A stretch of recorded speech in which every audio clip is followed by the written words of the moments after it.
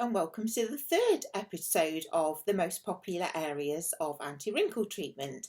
So today I am with my Sally the Skull again. Welcome everybody.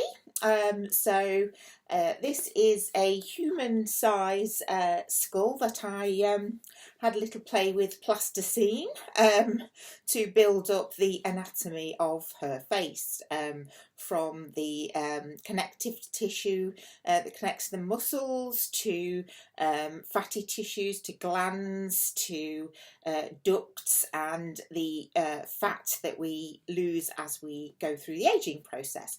So today I'm on the third most popular area of Botox. So if you haven't already seen 1 and 2, please subscribe and have a look at those on YouTube too. So the most popular area for Botox is for frown lines, for 11s, or for eyebrows that need a little bit of a raise up.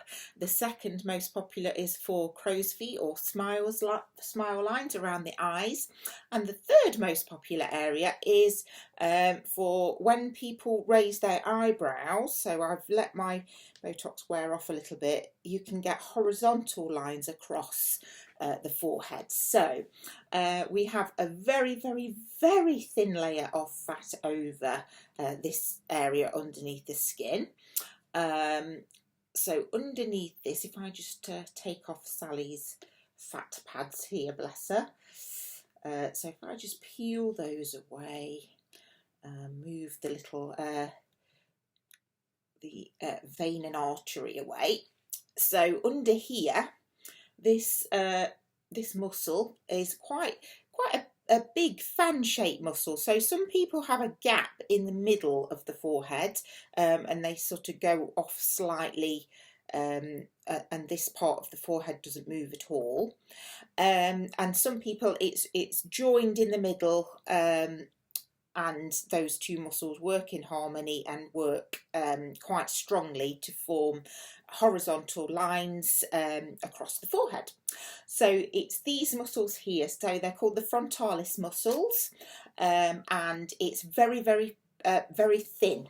So if you sort of press your finger quite hard on your forehead, you can feel the skull underneath there. So they're very tiny, superficial injections. There's not much depth at all, and depending on the shape of the forehead, depends on how many, the pattern of the injection technique and how many units that you will need.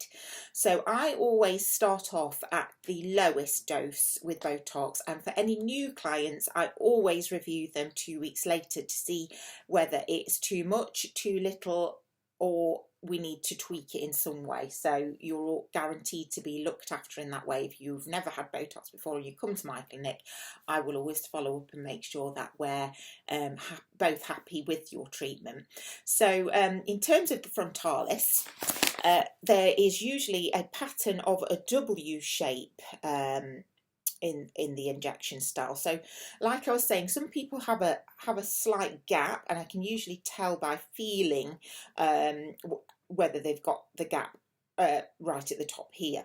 So for example, you can see that my forehead has got some movement in there.